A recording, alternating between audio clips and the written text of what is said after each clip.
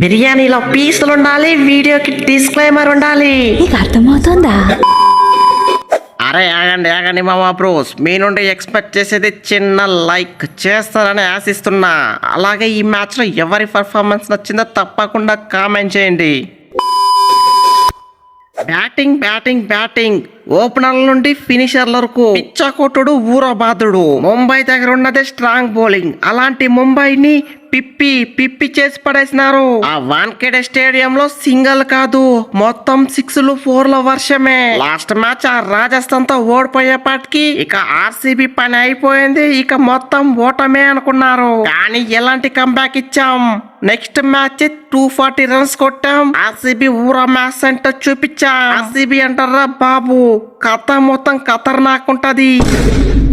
Salt bro, what a batting 2-3 మ్యాచ్ల నుంచి మంచి కంబ్యాక్ ఇస్తావలేదు అనుకున్నాం, కానీ ఈ మ్యాచ్ లో మాత్రం ముంబైని ఒక ఆట ఆడేసుకున్నాం. జస్ట్ 36 బాల్స్ కి 78 రన్స్, దాంట్లో 6 6లు 6 4లు, మొత్తం 200+ స్ట్రైక్ రేటు. తోపు తురిమే సాల్ట్.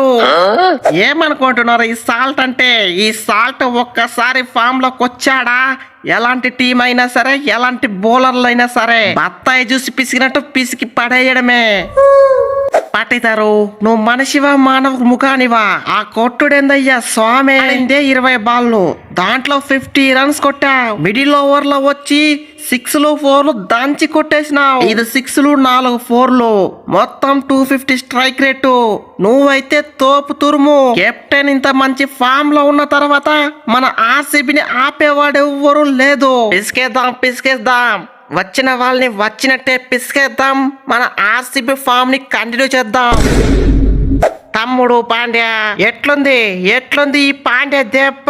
ఈ పెద్ద పాండ్య దగ్గర నీ చిన్న పాండ్య పప్పులంతా ఉడకవు. మా వాళ్ళు మీపై బ్యాటింగ్ లో దంచి కొట్టారు, నేనైతే బౌలింగ్ లో చూపించే ఈ పాండ్య ప్రతాపం ఏంటో. పెద్ద పాండ్య అంటారా బాబు? నలిపేశాం, మిమ్మల్ని వట్టిగానే నలిపి పడేశా. బ్రో, పెద్ద పాండ్యా బ్రో, మీ టైం బాగుంది కాబట్టి మ్యాచ్ గెలిచారు. లేకపోయింటేనా మిమ్మల్ని చిత్రహింసలు పెట్టేవాళ్ళం. మా రోహిత్ అన్న ఇంజూర్ వల్ల బయట వెళ్ళిపోయా. మిడిల్ ఓవర్ లో మంచి స్టార్ట్ రాకపోయా. అప్పుడు మా రూతర్ఫోర్డ్ కింద మీద పడి 222 రన్స్ వరకు తీసుకోపోయా. జస్ట్ మిస్ అయిపోయా.